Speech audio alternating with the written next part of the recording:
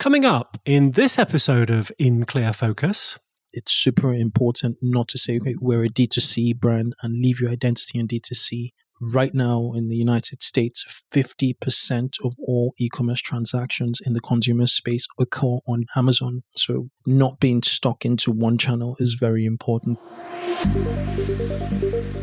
You're listening to In Clear Focus, fresh perspectives on marketing and advertising produced weekly by Big Eye, the strategy-led full-service creative agency growing brands for clients globally. Hello, I'm your host, Adrian Tennant, Chief Strategy Officer. Thank you for joining us. Last year, according to Digital Commerce 360's analysis of US Department of Commerce data, e-commerce represented 22% of total retail sales here in the US. E-commerce has been growing slowly but consistently by 0.2 points year over year since 2000.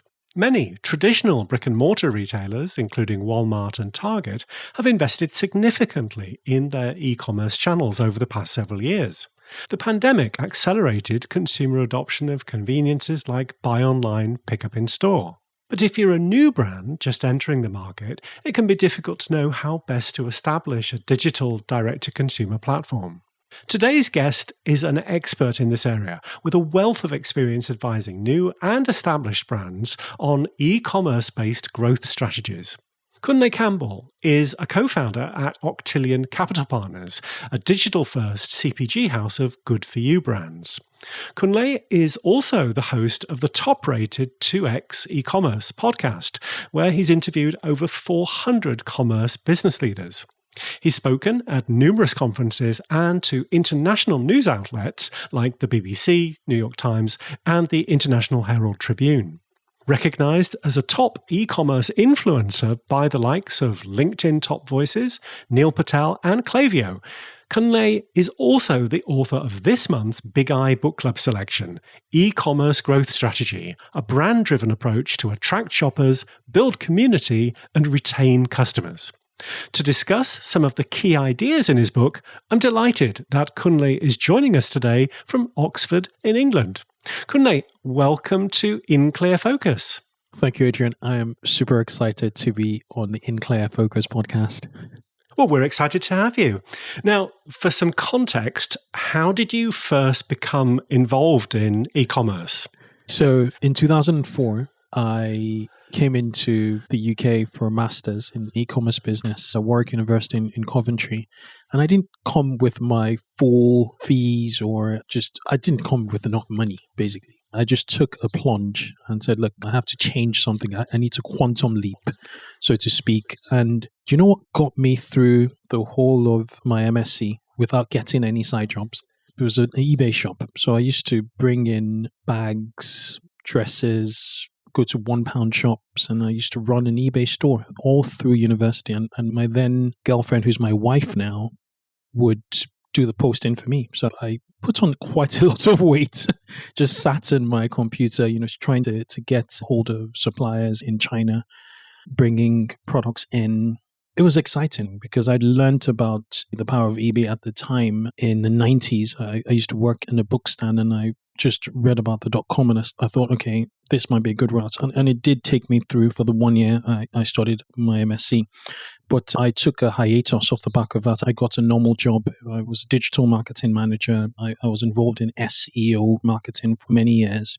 And right up until about 2011, I started to get into affiliate marketing. I was promoting quite a number of e-commerce stores. And I liked the fact that when I drove traffic through to e-commerce stores as an SEO, I could see conversions right away. I could just see them. But with a lead generation, so say you're generating leads for a finance company, the challenge there is even if they get the leads, they need to validate the leads and it takes a longer feedback loop. So you're not quite sure about the quality of leads. So I got into e-commerce then, and I started my podcast, the 2X e-commerce podcast, in 2014 because I just wanted to double down on e-commerce.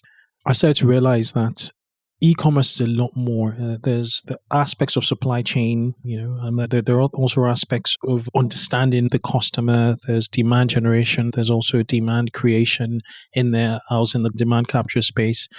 So when I started my podcast in 2014, it was just to expand my knowledge on what does e-commerce entail.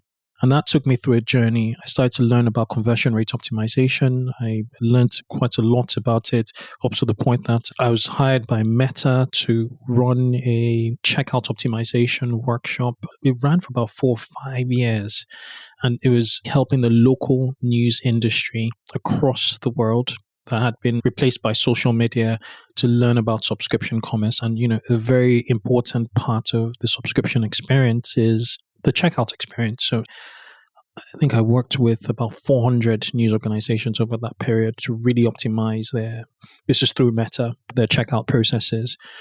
Over that period from 2014 to recently, I also learned about advertising, performance marketing. So there's a lot of psychology involved in that. So I had to sort of get back to learn about consumer psychology as well as just how to buy, ads in media. After all of that, I started to work as an outsourced interim CMO for small and medium-sized e-commerce businesses. And then I made a decision to essentially start to literally own assets in the final sort of lap in my career. And that's how I joined forces with Iodisu, my partner at Octillion, who was building out a holdco, an e-commerce holdco, and that's what Octillion is. It's a good for you e-commerce holdco. And I'm now at the operator side, so I don't advise or consult. I do very occasional coaching. And yeah, it's been exciting just getting into the operator, seat. It's much more cross-functional, which sort of aligns with my book. So yeah, that's my journey. Well, your book, E-Commerce Growth Strategy, is, of course, Big Eye's featured book this month. So, Kunle, what prompted you to write it? So this was the fourth attempt. So I had 3 failed attempts. I speak about it in the book, and I actually put folders for each of the attempts.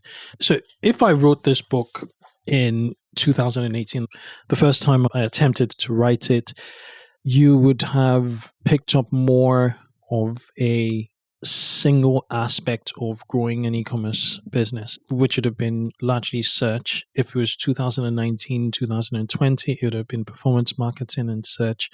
So this has been a consolidated view of my experience and my observations of what really makes an e-commerce brand tick. You emphasize starting with a first principles approach in e-commerce. Can you explain what you mean by that?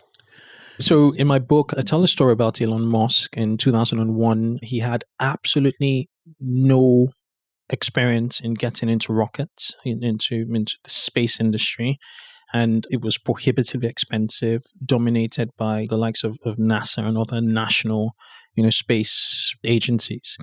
And what he did was starting to drill into the cost of building a rocket. He was like, okay, how much would it cost to build a rocket? Okay, I simply can't afford this. And then he started to go deep and deep into the materials, and he got into the basic materials, and he realized that it was only going to cost a fraction of the cost. So the cost of the materials for a rocket were less than 10%. And off the back of that, he was able to build it himself and break the rules. So with first principles, one of the reasons I actually wrote this book was to get into the fundamentals, the immutable laws of growing an e-commerce business. What are laws? What can't you change? What are the basics of building an e-commerce business? And having spoken to numerous successful e-commerce entrepreneurs, worked closely with e-commerce, brands, I whittled it down to 6 key principles. One of the principles is brands that keep the customer front and center win at the end of the day. Principle 2 is optimizing experience for habitual purchase or repeat purchases. So if you have a brand, and I remember the founder of Athletic Greens saying, we're in the business of repeat customers.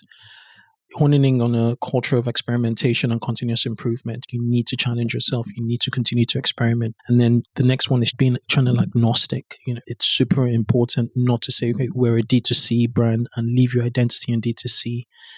Right now in the United States, 50% of all e-commerce transactions in the consumer space occur on Amazon.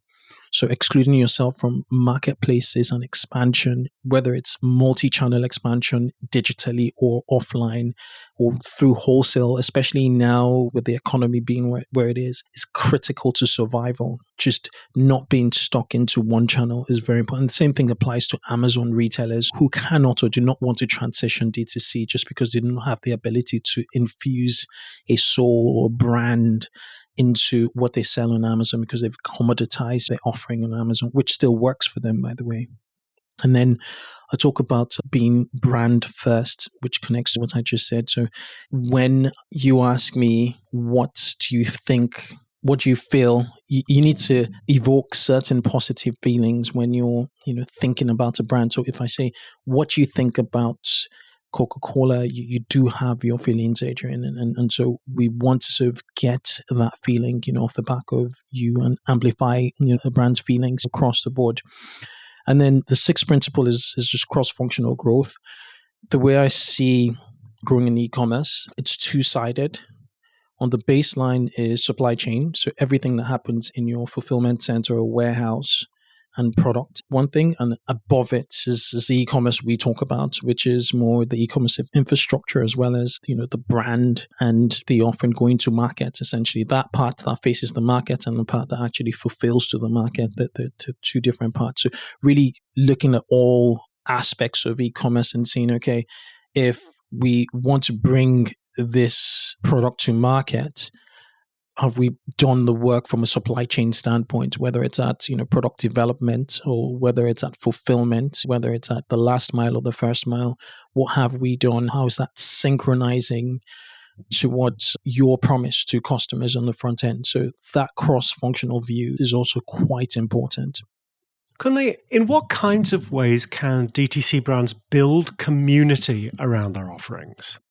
There are two layers to community in e-commerce. There's the consumer layer, so people who eventually will purchase or have purchased from you, building that customer data, building the relationship with them, creating events, whether it's online or offline, with them, and essentially engaging with them so they feel that they're part of something bigger than themselves. That's layer one. We are very much aware of that layer. Layer two, which brands don't recognize, but they might be implementing, is the influencers and creators who have their own communities that you engage. So when you start to engage with these influencers, they not only bring portions of their community to become part of your overall community, but they also symbolize your values. So you have to be quite intentional with who is going to speak about your brand, who's going to represent your brand. And when you bring that ecosystem of leaders and followers, you build a community that's quite cohesive. Another point about community is really what you're fighting for. What are the values? When, again, it's really connected to your brand. When you have something to fight for fight against, I'll give you Gymshark as an example. They've managed to build a community of influencers. So Gymshark influencers on the one hand, as well as just consumers, baseline customers. But they select health conscious, active influencers. It's really that. And they have a certain age demographic, whether you like it or not. Obviously, they use these influencers to create community. So one hack is don't just engage influencers from a point of view of we want to make money. You want to work with influencers from a point of view of how can they continue to spread our brand message so we bring more followers and more engagement to us. It's much more long term. And what Gymshark have done also is they've extended that experience by creating events, offline events, where these specific influencers actually turn up and bring their followers, and everything is now under a Gymshark experience. And that is really strong and powerful. Well, a few weeks ago, I spoke with Gina Pirelli, who's the co-founder of Stay AI, a subscription platform for direct-to-consumer brands on Shopify. Now, Gina views subscriptions as a performance channel. Kunle, what's your advice for brands seeking to improve customer retention rates? It starts with the product. So, do your products actually lend themselves to subscriptions? Right. So if that is not the case, you need to engineer products that will fit that. So let me give you an example. Say you're selling a beauty device like a hair curler. There are only so many times, your consumer is going to buy a hair curler from you. So you have two options. You either extend your portfolio of hair products. So you probably put a hair dryer, hair removal device, what have you, or you add a recurring purchase element to that curler. So you might have a curling cream for different kinds of hair types that you attach to that hero product, so that when you do the math after doing the promotion, you know that for every 100 purchases of the curler, we're going to activate about 40% of subscriptions. And that could be revenue you never really accounted for. But you have to have the operational capacity and know-how to latch on those products to deliver subscription. So I'd say always start out with the product. For CPG brands, it's much easier. We sell coffee, one of our brands sells coffee, about 60% of purchases are repeat purchases. So within that 60, about 45% are subscriptions. Everybody buys coffee, the purchase frequency of CPG brands. Because they're consumables, obviously, the frequency is there, the purchase frequency is there, and you're able to tap into that. The caveat here that you have to be very aware of is because you have very predictable revenue, and because this is CPG and these are physical products, a lot of the time, the kind of net margins you get off the back of, say, a beauty device or an electronic device will not be present. You'd have to deal with much lower. I'm talking about, single digits most of the time, net profits, just because there's that predictability. So you're giving money away now for long-term growth, long-term adoption. People will keep purchasing from you. The second really is focus on experience. How easy is it not just to onboard subscribers, that's the easy part, but also to manage their subscriptions, because consumers tend to change their consumption patterns. And then we'll talk about recurring rates and purchase frequency and all of that, the more technical, formulas you put into subscription-based businesses. But they're great businesses. They attract better multiples if you want to sell your business. It's more predictable. And if you get the experience, particularly for CPG brands, and experience is also taste, you have a really good asset off the back of that. And this is why I say the customer is front and center. Once you understand the customer, you understand their needs, and you fulfill those needs through a subscription solution, you're really onto something. Hence the reason why supplements are such a huge sector in e-commerce. Let's take a short break. We'll be right back after this message. Hello, I'm Kunle Campbell, the author behind E-Commerce Growth Strategy, a brand-driven approach to attract shoppers, build community, and retain customers. This book is a deep dive into creating a standout e-commerce brand, emphasizing the importance of a cohesive strategy that spans attracting shoppers, building community, and retaining customers. By blending actionable insights with practical examples, I aim to guide you through enhancing your online presence and fostering lasting customer loyalty. For listeners of In Clear Focus, I'm thrilled to offer you a special promotion. Save 25% on your purchase of E-Commerce Growth Strategy, whether in print or electronic format, by using the exclusive promo code BIGEYE25. That's BIGEYE25. This offer extends to all products, including pre-orders, and also entitles you to Colgan Page's free ebook bundle with each purchase. Plus, enjoy complimentary shipping to the US and the UK when you order directly from Colgan Page. To seize this opportunity to transform your e-commerce brand, head over to colganpage.com. Thank you for your support, and I look forward to being a part of your e-commerce success story. Welcome back. I'm talking with Kunle Campbell, the author of this month's Big Eye Book Club selection, E-Commerce Growth Strategy. Well, you mentioned that one of your key principles is that the customer has to be front and center for e-commerce growth. So, Kunle, how can brands better integrate customer feedback to enhance the online shopping experience? There are many layers to it. First of all, I'd say data, customer data. So in the book, there's an entire chapter about customer data. Zero-party data has got to do with customers actually giving you data. So say a form post-purchase survey, which I think every listener of this podcast should do. What was your experience in my store? Would you buy again? What do you think we didn't do well? How did you really find out about us? It's so interesting in terms of, all that stuff. And with certain apps, you can customize it based on traffic segment, which is brilliant. When you get zero-party data, that's great. They tell you what they feel. They give you feedback. Another part of the entire experience is first-party data. So view first-party data like data you get from a CCTV. So with tracking on websites, with website tracking, you're able to see what people do at a qualitative and a quantitative level. You're able to understand, 20% of customers have added to cart, as in like of sessions, total sessions in this past 30 days or this past 24 hours actually have added to cart. And another 10% of this group have transitioned to checkout, or 10% of total sessions have transitioned to checkout. And then you get out off the back of the 10%, another sort of 3% of total sessions have actually converted. And if you're tracking these flows, these actions, the behavior of customers, you'd better understand what is going on, because you'd first of all be able to internally benchmark what your add to carts are.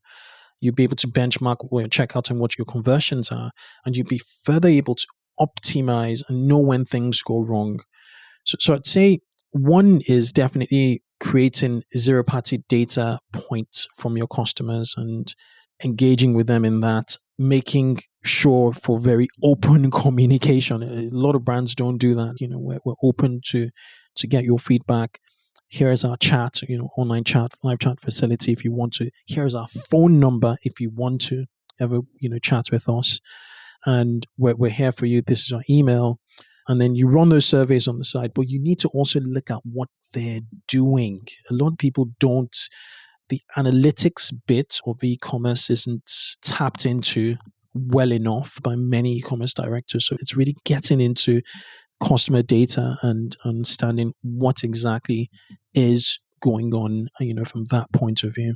You're the co-founder of Octillion Capital Partners, which, as you mentioned, is a CPG acquisition company that works primarily with good-for-you brands. Can you tell us a bit about how Octillion was founded and some of the brands in your portfolio? Yeah, so I actually joined Octillion Capital Partners about 2.5 years ago. I started Octillion Capital Partners. Initially, it was just an e-commerce holdco company. The intention was to be more like a search fund. So with a search fund, you look for a target, you raise funds to acquire a target company, and then you operate it over a time horizon, and you return the capital through an exit. When I started having conversations with Aya, just figured out what he was doing, realized that there's this e-commerce aggregator thing going. We didn't ever want to be an e-commerce aggregator, but we thought, we could do this multiple times by utilizing systems and people in these businesses, and it really depend on the types of businesses we acquire. So our thesis then changed from being a search fund, a holdco company that would have a portfolio of about 20 brands on maturity, and we could potentially exit it. And then we had a conversation with two people. One was Calvin Niles and another was a lady called Callie. And the feedback they gave us was we should niche, as in we appeared a bit too broad in our thesis. At that time, we had gone through about 200 plus deals. Like every day we'll turn up, we'll go to brokers, we'll go into marketplaces for not selling businesses. So we'd go in there, we'll do deal flow, we'll do our due diligence.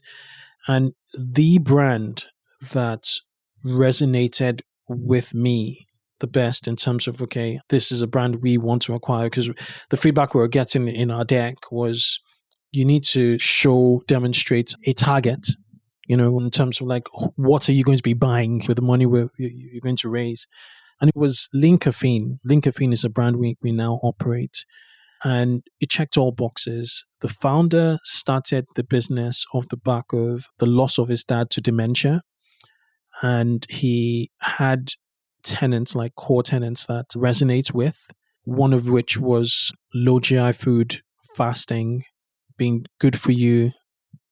It just made a lot of sense. So we looked at it and we were like, why don't we focus solely on CPG? First, because it's very subscription focused, so there's a lot of long-term value. And why don't we also focus on businesses like Linkafine, both in the beauty and in the food and beverage space?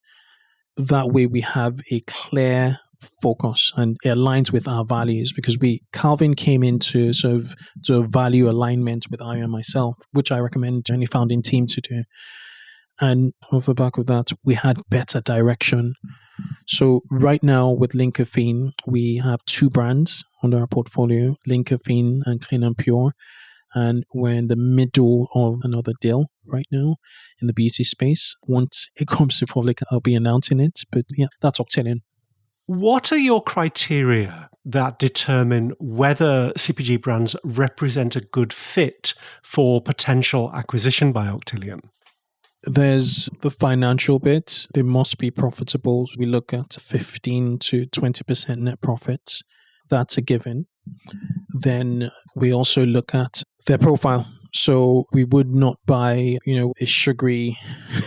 We look at the ingredient profile. Is it really truly good for you? Why did the founder actually start this? Was it to make money or to make a change? Very, very, very important facts there. Excellent. Do you have a preference for the social background of the founder? Are you particularly interested in supporting some communities, for example? We're both ethnic minority founders. We're both Black founders. We're agnostic. What we're looking for is giving all customers, better choices, when it comes to food or when it comes to beauty and skincare. We just want to give consumers choices. And what the ethos here is, we're looking for businesses that don't have the scale, but have shown a proof of concept on a channel. So they could be an Etsy store, for instance, or they could be an eBay store or an Amazon store or a D2C store that have seen traction. They have a decent base of customers. They're doing revenues of £1 to £10 million or dollars per annum. And we're essentially taking that proof of concept and we're going to go multi-channel with that thesis and double down on whatever is your originating channel. So we look at single channel businesses a lot. And then we also look at the fact that they've built sufficient traction on this particular channel that still has runway for growth, not just in that channel, but in other selling channels. Got it. E-commerce growth strategy was published last year. Kunle, what kind of reactions have you had to it? It's been quite positive. I've had people reach out to me just commenting on the book. I've spoken on a number of podcasts. I feel grateful for putting it out there. The interesting thing is that when I published it, generative AI started to sort of take off. So I might give it an update further in the future around the impact of AI. But the reason I did it this way, my favorite chapters are the first 6 chapters, because I guarantee you, if you pick up this book in 5 years or 10 years, most of what I've written there will still apply. And that goes back to the first principles. And hence the reason why I didn't want to give a guide, hey, this is, how to build out a Facebook ad campaign, because that will change fairly quickly before you put it to publish. It would change. Like somebody reached out to me yesterday, actually, on LinkedIn, and she was like, I just got into e-commerce. I've read your book and I just felt the need to connect. It was a LinkedIn message. So yeah, I think if you're getting into e-commerce, so if you're an executive at an e-commerce SaaS company, particularly if you're, executive at a brand that has an e-commerce department or an e-commerce first brand, then definitely give it a read. It should change your perspective of not just seeing things one way, and it gives you a much broader view on what it takes to really change and grow an e-commerce business. Kunle, what would you like readers to take away from your book? But there's no overnight success in e-commerce, and it takes a cross-collaborative approach to solving and growing an e-commerce business. It pans very much to marketing, obviously, brand-driven, community-first approach. But there are other aspects in the book I talk about that speak to experimentation, for instance, finance, alternative and effective ways of growing an e-commerce business, like M&A, really short snippets, but it broadens your perspective so that when you're operating an e-commerce business, you can double down and dig into aspects of the growth cogs that could potentially grow your business. So if you're thinking, say, search engine marketing, it gives you what you need to know. So if you're ever in a conversation with an agency, you at least have those fundamentals and you're not starting off from the wrong foot. So we have about 18 chapters, I think. As an executive, if you're stuck in any aspect of those topics I've discussed, you could just read that chapter and refresh your mind. And, you'll just be in a better position to deal with specific challenges you might be facing in that. So then look for further resources to help you, whether it's with a person with help, like with the agency example, or online, for instance. Kunle, if In Clear Focus listeners would like to learn more about you or Octillion, what's the best way to connect with you? Okay, so Octillion is octillioncapitalpartners.com. And I'm most active on LinkedIn. So, you can connect. Just search for Kunle Campbell on LinkedIn and you find me. And listeners, a reminder that if you'd like a copy of Kunle's book, E-Commerce Growth Strategy, just follow the link in the transcript or description for this episode and enter the promo code BIGEYE25 at checkout to save 25%. Kunle, thank you very much for being our guest on In Clear Focus. Adrian, thank you. It's been a pleasure. Thanks again to my guest this week, Kunle Campbell, the author of E-Commerce Growth Strategy. As always, you'll find a full transcript of our conversation and links to the resources we discussed on the Big Eye website at bigeyeagency.com. Just select Insights from the menu. Thank you for listening to In Clear Focus, produced by Big Eye. I've been your host, Adrian Tennant. Until next week, goodbye.